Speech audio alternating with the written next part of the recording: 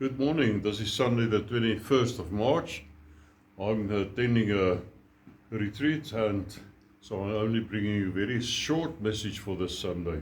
We find Paul and Silas out of jail in Thessalonica, where there was a synagogue of the Jews, and they preached Christ to them, and some of the Jews were persuaded, and a great multitude of Greeks and leading women joined Paul and Silas. The Jews who were not persuaded became envious, gathering a mob, and sought to bring them out from the house of Jason.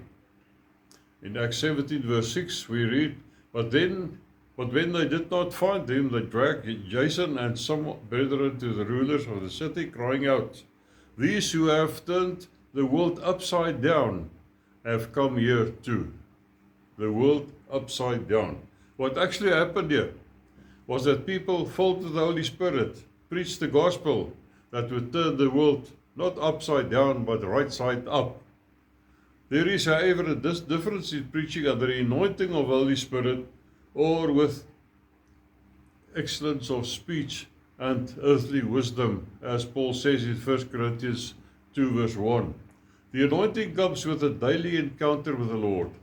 And it won't start in a lecture room at university, but in your prayer closet. The carrier of the anointing must be faithful in the hidden before he will be powerful in the public. He will be sent by the Holy Spirit and not self-employed or appointed.